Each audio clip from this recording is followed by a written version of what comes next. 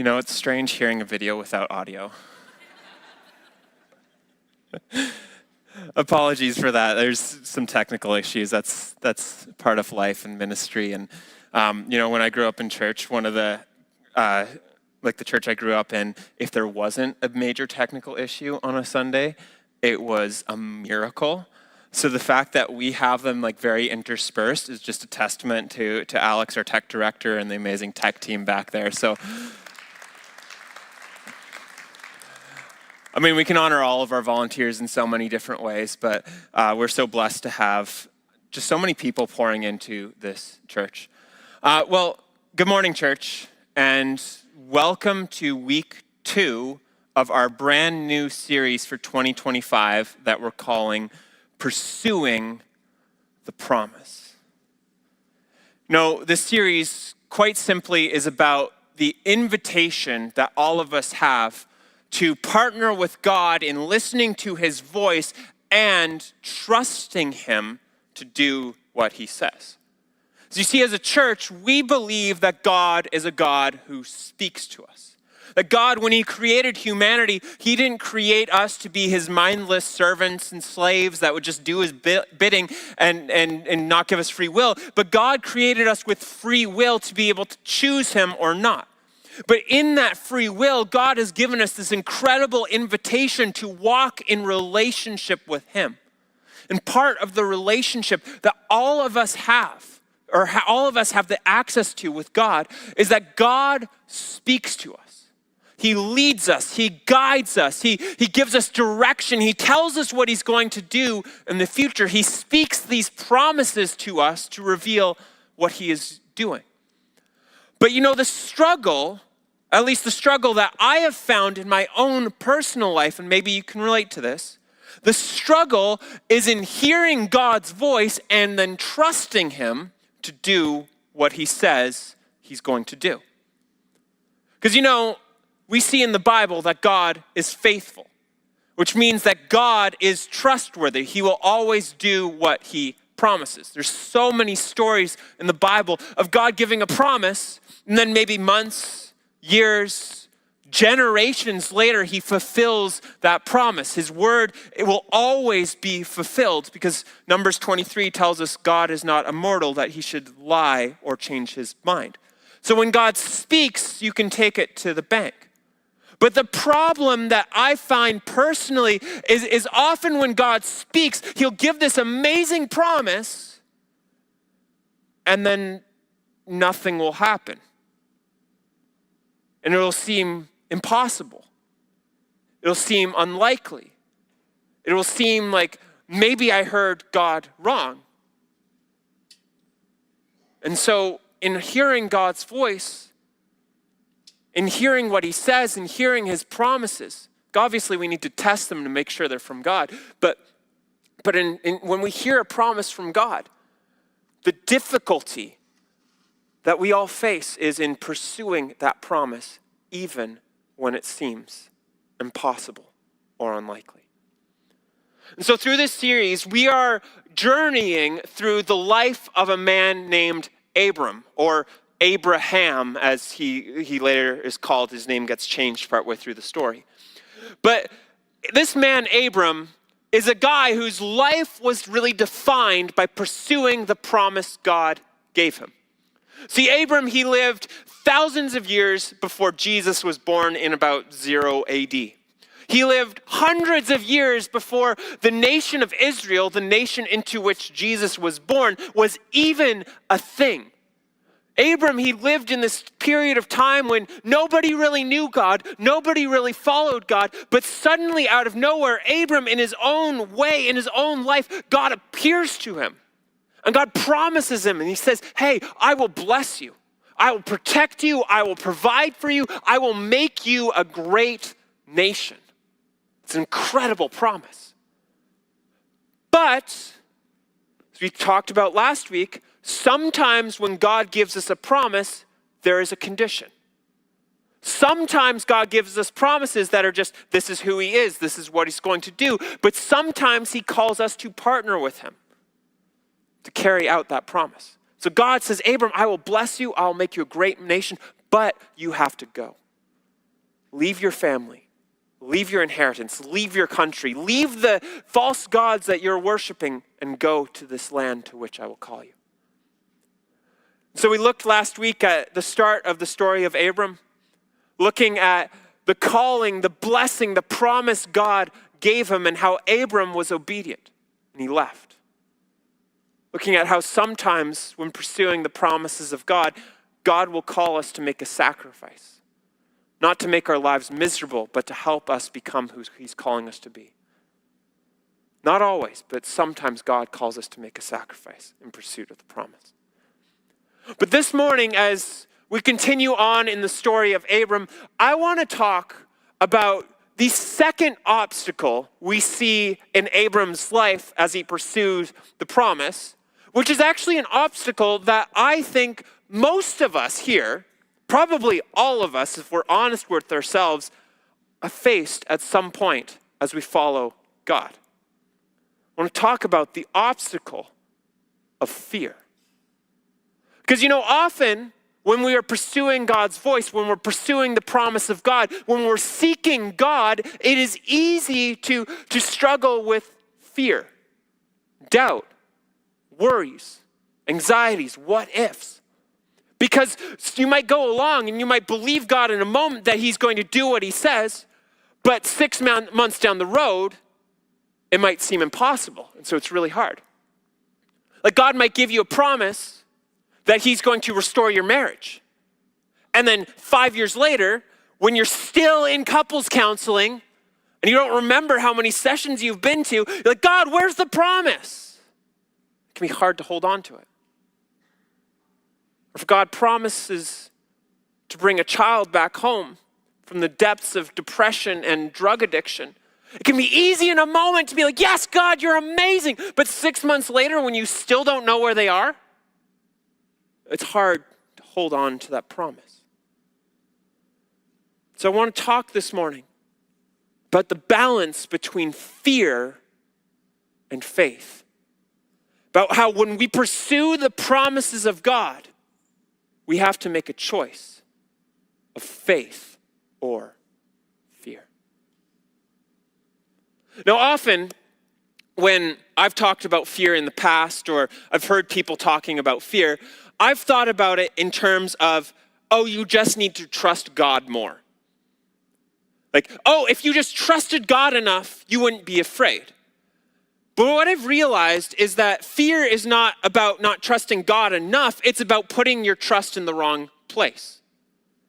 So the question isn't, do you trust God? The question is, do you trust God or do you trust fear? Who do you trust? Which one do you trust? For example, in my own life, recently, my mom, she has been working to get my dad moved out here to Alberta. My mom, she lives in Ontario. My dad's in Ontario as well. And we've no close family out there. So we're trying to get her to move out here to be close to my wife and I. And the problem is my dad, he has severe dementia. So he is in a nursing home, and the transfer process is difficult, to say the least. And so my mom, she has to find herself a house. She has to sell her house in Ontario. She has to find a place that will accept my dad and take him into their nursing care. Like, there's all of these steps. And we know that God has called her to move out here because God has spoken to me. He's spoken to my mom. He's spoken to impartial friends about this calling to move, to be close. So we know God is promising, hey, I'm going to do this. He's opening doors. He's making things happen. But this past week, I think it was Thursday actually, I woke up and I'm like, God's going to do something great today. He's going to open a door for my dad in this nursing home. 3 hours later, I get a text from my mom. The nursing home I thought God was going to put my dad in rejected him. Said, no, he can't come here. And in that moment, I had to make a decision. That decision is, will I trust God or will I trust my worries? Because I thought God was going to do one thing. I thought he was going to supply this house. And now that door is shut. Will I trust God or will I trust my fear?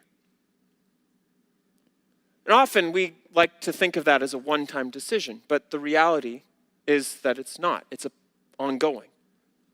Where day by day, as good things happen and as bad things happen, I have to continue to say, God, I will trust you over my fear. You know, there's so many points in my life, if I'm honest, where I've struggled with this. Or I've struggled with trusting God or trusting fear. Get a promise from God. It's so incredible. But when things happen that make it seem impossible or unlikely, when worries and anxiety creeps in, it's hard to hold on to that promise. You know, I was reading a book. It's a phenomenal book called Surrender to the Holy Spirit by a lady, church leader down in the States named Haley Braun. And she put it this way. I thought this was a great definition of faith and fear. She said, faith and fear are both beliefs in the unseen. Faith is belief in an ever-advancing kingdom of a good God who seeks to save, restore, and resurrect beauty and wholeness. Fear is an overinflated belief in the power of an enemy that wants to steal, kill, and destroy. I love that. Faith and fear are both beliefs in the unseen. I knew another pastor who said that fear is faith in the wrong kingdom. Because faith is belief in the power of God to do what he says, but fear is belief in the power of the enemy to stop what God said. Faith is belief that God is faithful. He will do what he promises. And fear is belief that God is not faithful, that he will not do what he's promised. And so when it comes to pursuing the promises of God, when we are faced with things that make us afraid, the question is, will you put your faith in God or will you put your faith in your fears? And really, when we come to the story of Abram, this is the journey that we see him on in the next part of the story. The story goes that essentially, to recap last week, God appears to Abram. He's like, go to this land that I will show you, leave behind everything, and I will bless you. And Abram, he's like, okay, and he just goes. Like he just has this faith in a God he has never met before. He sets out for a land he's never seen before, and he just trusts God. And it says when he arrives in the land, it says Genesis 12, verse 10, it says, now there was a famine in the land. There's a lack of food. So Abram went down to Egypt to reside there as an alien, as a foreigner, for the famine was severe in the land. So again, Abram is in this land because God told him to go there. Abram has left his family. He's left everything because God said, go there and I will bless you. I will provide for you. And now, as Abram is being obedient to God, an obstacle arises. A problem arises. There's a famine. There's a lack of food. Now, in this region of the world at that time period, archaeologists have found that there's actually a 300-year cycle of drought and famine in that land. Because essentially in the land of Canaan and the land of Israel, they would receive between 10 and 12 inches of rain per year. And that was it. For context, Alberta's major crops, I did some research in this, Alberta's major crops need a minimum of 10 to 12 inches per year to survive. So, if you're living in Israel and you're trying to grow crops and you only get a maximum of 10 to 12 inches per year, that means that when the rainy season comes, if the rain doesn't fall, there's no food and there's no water. So suddenly there's this problem where there's no provision in the land that God had called Abram to be in. And archaeologists have found that every 300 years there was this mass migration from the land of Canaan into Egypt where there was adequate water for crops through the Nile River. So Abram, he leaves the land God has called him to be in to set out for Egypt. Now I can't be harsh on Abram, Because as much as I think, looking at it from my perspective, it seems silly to leave the land God called you to go to, the Bible doesn't present that kind of perspective. It doesn't say, oh, Abram didn't have faith in God and left, how dare he? It just simply states, as a matter of fact, there was a famine, so Abram left. Because sometimes, when pursuing the promises of God, God will direct us on exactly what to do. But sometimes a problem will arise, and we'll have to make a decision on what might be the best course of action. So Abram, he goes. He sets off to Egypt. And this is where fear steps into the story. It says, verse 11, when he was about to enter Egypt, he said to his wife Sarai, I know well that you are a woman beautiful in appearance. And when the Egyptians see you, they will say, this is his wife, and then they will kill me, but they will let you live. Say you are my sister, so that it may go well with me because of you, and that my life may be spared on your account. So Abram is about to enter the land of Egypt, turns to his wife, hey, you're hot. Whoa, man. He's like, if they see how beautiful you are, they're going to kill me so that they can be with you. That's fear. Abram does not have grounds to believe this is going to happen. He just looks at it. He's like, this is a possibility. Like, how many of us have ever had that anxious thought? Like, what if that happens? Ah! He gets afraid. And we don't understand why he says, pretend you're my sister, because it makes no sense nowadays. The cultural context of that day has actually been lost to time. There was some reason, because Abram does it twice in his life, and then his son does it again. So there's some contextual reason that the ancient audience would have understood, but it's been lost to time. But Abram, he is so afraid that the officials in Egypt will see his wife and kill him to take her from him, that he convinces her to lie on his behalf. But really, the cause of that is fear. Because, fear will cause us to do all sorts of irrational things. Cause us to do things that seem, in hindsight, they seem stupid, but we do them in order to get comfort, to feel safe. For example, this is a personal example. In my life, my wife and I, we have a very strict budget that we follow for making sure that we live within our means. Like, we don't want to live up here and then not have the money to live down here. We want to make sure that we're living within our means and taking care of ourselves and managing what God gives us well. And so we have a very strict budget. But, sometimes unexpected expenses arise. For instance, we have a golden retriever named Charlie who is not so much anymore, but in the past he was always sick. And if you know anything about dogs, big dogs especially, and vet bills, you know it's expensive. So I have this budget for our dog to make sure that we can take care of him and we can keep him alive. But sometimes there would be these instances where we go to the vet and suddenly the dog budget is $500 over budget. Guess what? That money has to come from somewhere. And so now me, as a very analytical and person who just wants to make sure everything's being managed properly, and I start to freak out. I start to worry, like, oh my goodness, where's this $500 going to come from? Because it has to come from somewhere, and we can't take it out of groceries because we need to eat as well. And there's all of these expenses, and oh my goodness, where's this $500 going to come from? And then my wife, she comes downstairs and she's like, hey honey, can we go out and get pretzels? This is a true story, by the way.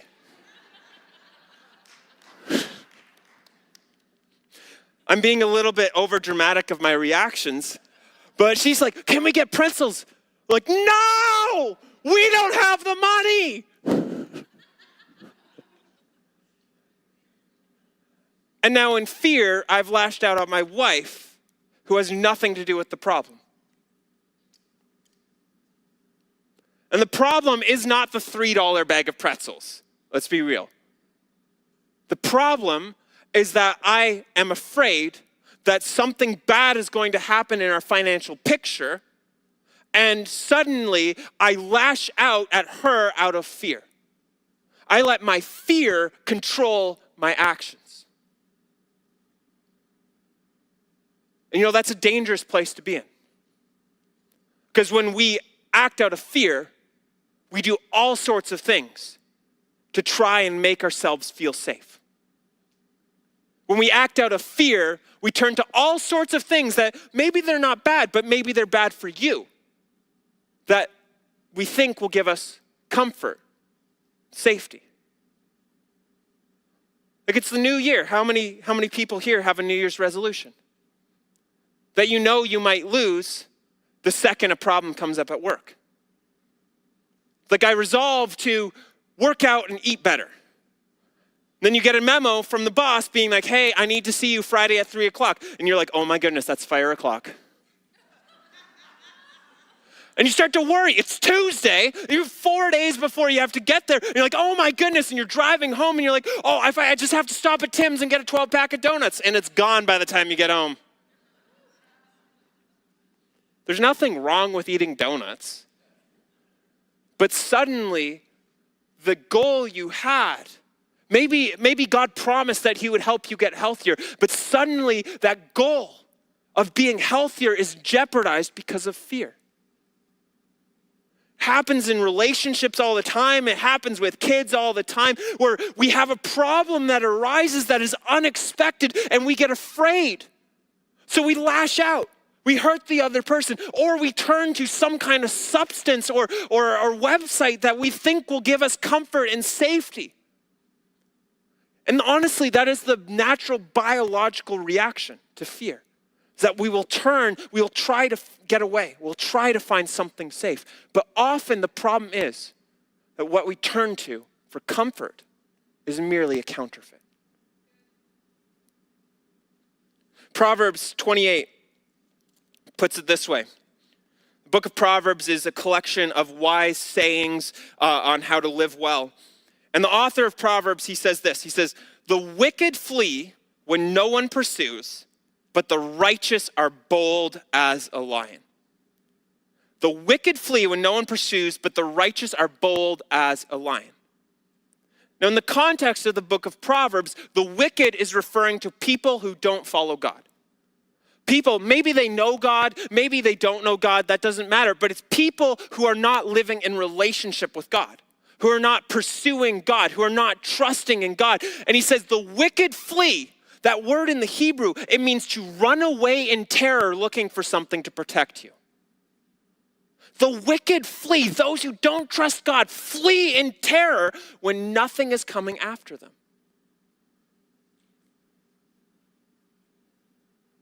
If that doesn't define anxiety, I don't know what does. But the righteous, those who pursue God, those who follow God, those who trust God are bold as lions. Literally saying, the context of this message, that when we put our trust in God, we will go out boldly even when there's reasons to be afraid. But when we don't put our trust in God and we put our trust in our fears, we will run away from things that are not even a threat. And that's what we see Abram doing in Genesis 12. Sarai, just tell them that you're my sister. Then they won't kill me. He's afraid of death, even though God promised he would protect him. So it goes on to say, verse 14, when Abram entered Egypt, the Egyptians saw that the woman, Sarai, was very beautiful. When the officials of Pharaoh saw her, they praised her to Pharaoh. The woman was taken into Pharaoh's house. For her sake, he dealt well with Abram. He had sheep, oxen, male donkeys, male and female slaves, female donkeys, and camels. Pharaoh is making Abram rich and paying to buy Sarah as his wife, thinking Sarai is just Abram's sister. And what's significant about this is at the start of Genesis 12, God had promised Abram, I will make you a great nation. Abram doesn't know this at the time, but God's plan to fulfill that promise was that Abram was going to have a child through Sarah. Now at the time, Sarah was barren. She could not have children.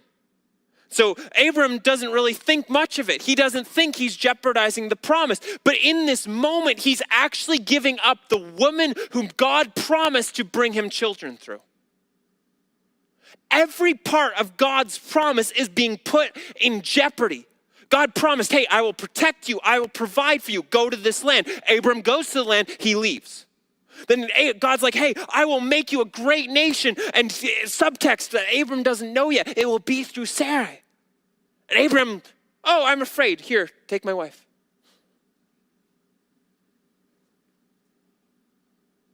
And suddenly, the promise of God is put in jeopardy. But the good news is that God is still faithful to his promises even when we're not.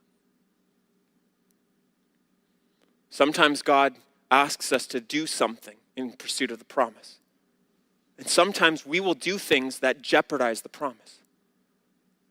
But God is still faithful. Abram jeopardizes the promise. He loses his wife, but it says, verse 17, but the Lord afflicted Pharaoh and his house with great plagues because of Sarai, Abram's wife.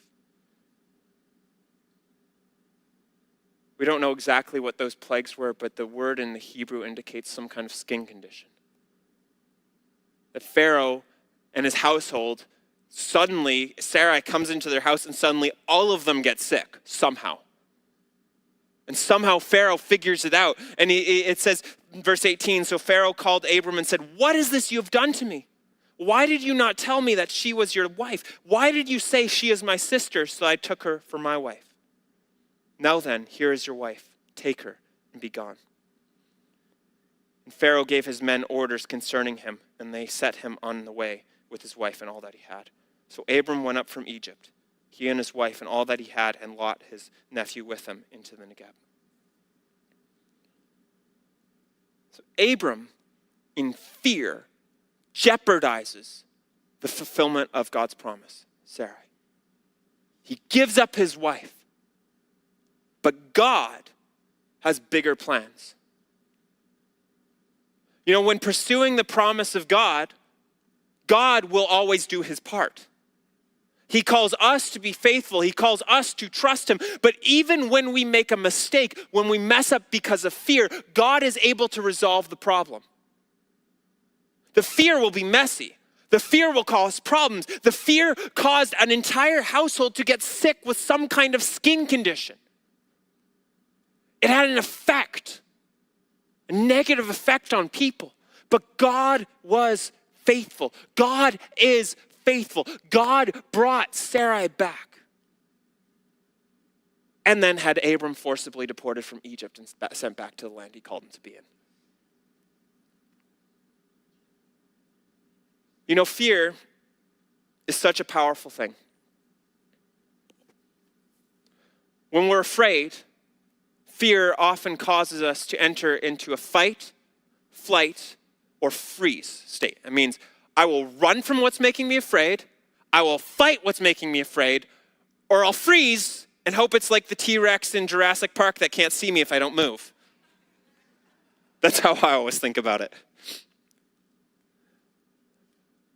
I was reading an article from Northwestern Medicine on the effects of fear on our brain.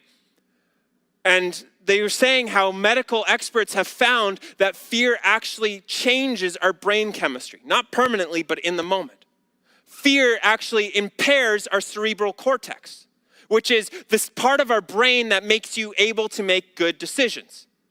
So when you're afraid, suddenly it inhibits your ability to think clearly. It inhibits your ability to make good decisions. It inhibits your ability to think rationally about whether or not this is a threat.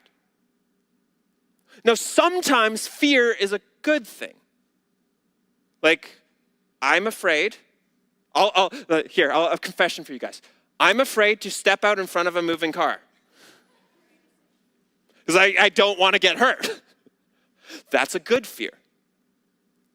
But the problem with fear is when it is not based on a real threat.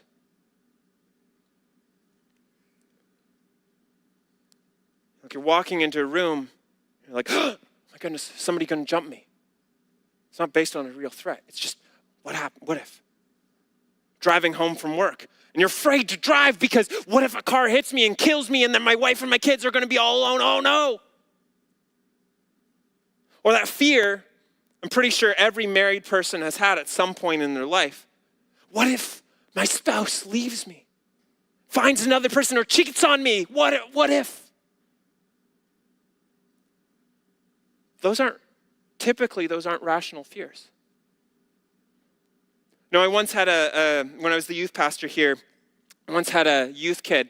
We were going on a camping trip. We did a camping trip every year with our senior highs at the time, and there was this one girl who she wasn't signed up, and I was like, okay, like, hey, are you interested in coming? We would love to have you. And she's like, no, I can't go camping. I'm like, okay, well that's fine. That's totally up to you. Like, I'm just curious, why? She's like, well, I'm terrified that an axe murderer is going to come out of the woods and kill me. I'm thinking back, like, that hasn't happened, like, ever. I'm like, okay, why? Oh, well, I watch a lot of Criminal Minds, and it happens all the time. Okay, you do your thing, but it's an irrational fear. Fear is good when it protects you, when there's a real threat, but fear is bad when the threat is not real. You know, the Bible doesn't always speak negatively of fear, but it does speak negatively of fear that inhibits our ability to trust and obey God.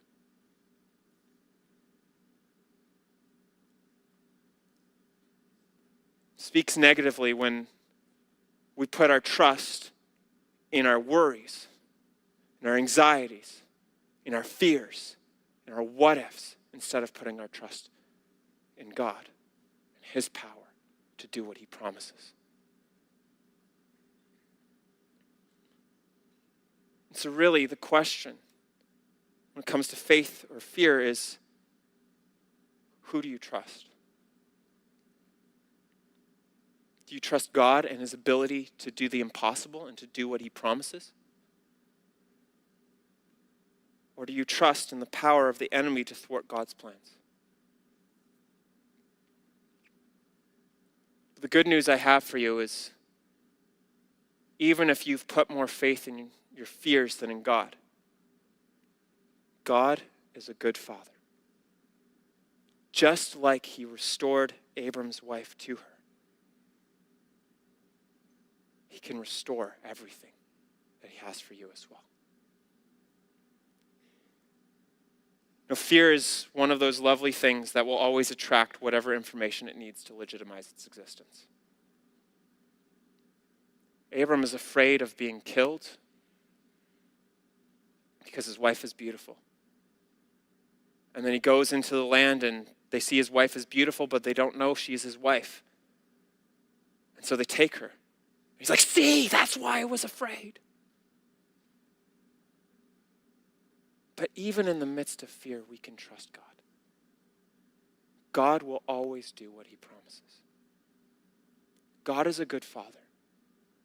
Even if you are living the most fearful or fear-filled life right now, God is a good Father. He will still do what He promises. He will still be there for you. See, Romans 8:28, we'll read this verse and then we'll close. It says, we know that all things work together for good, for those who love God, who are called according to His purpose. I love this passage because it does not say, well, I don't love this part of the passage, but it does not say God will work everything in everyone's life for good. It says, for those who love Him and are called according to His purposes. Now, if you believe in Jesus and have a relationship with God, you are one of those people who love God. if you're listening to the voice of God and following his leading, you're one of those people who are being called according to his purposes. See, God can take all of the stuff in our life and work it for good. But he promises that if we are willing to pursue him, even when it looks impossible, even when it looks uncertain, even when we're afraid, it does not matter what happens to us. It does not matter if you were afraid last week, yesterday. It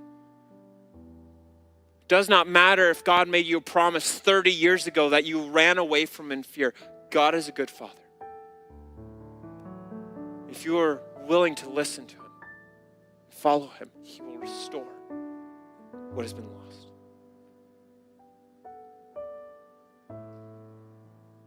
But the question really is, will you trust God or will you trust your fear? Who will you trust? Now, as we close, I want to invite all of us to just take a moment to connect with our Heavenly Father. We do this, I do this every message I preach because really the words I say are not as important as the words God says. While I will preach the message I believe God has put on my heart, I believe that the application and what it means for you should come from him. See, as a church, we believe that God is a good Father who wants to have a relationship with us. That being a Christian, following Jesus, it's not about coming to church on a Sunday. While that can be helpful. It's not about following a set of rules and regulations on how you need to live. It's about a relationship where God guides you, he leads you, he speaks to you, he loves on you, he reveals who he made you to be. He calls you into his plans and purposes. Now, when God speaks, his voice will always be loving because God is love. Love is defined by the nature of God. When God speaks, his voice will always glorify Jesus because he will never speak ill of his Son. When God speaks, his voice will always be in line with Scripture because the Bible is God's revelation of himself and he will never contradict himself. And when God speaks, it will always produce the fruit of the Spirit: love, joy, peace, patience, kindness, generosity, faithfulness, gentleness, and self-control in our lives. Because that is the natural outcome of what happens when we live in pursuit of God's voice. But just as we close, I want to invite us to ask God this question. If you need to close your eyes, bow your head, do it. I'm very distractible, so I understand. But we're just going to take 40 seconds and ask God this question. Say, God, what area of my life is currently under the influence of fear? And we're just going to take 40 seconds and give God space to speak to us.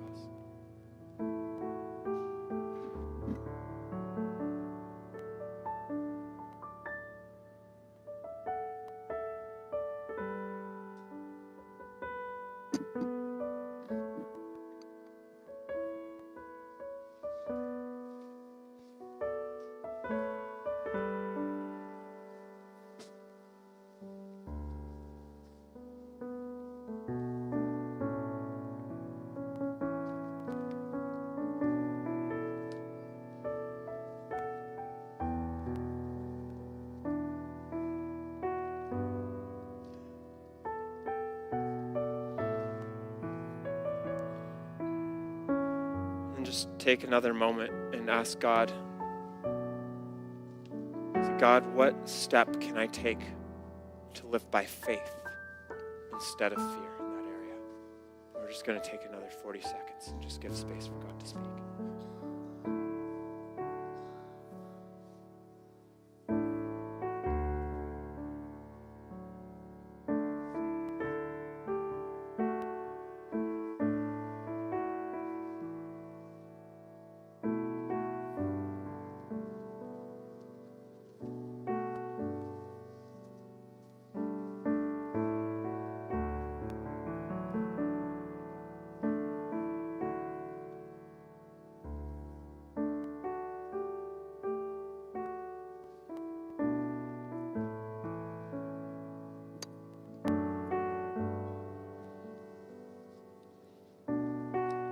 I just encourage you, be obedient to God's voice. The path to pursuing the promises that God gives us is often perilous. There will often be reasons to be afraid. But I do know that God can and will do what he's promised, even when we're afraid.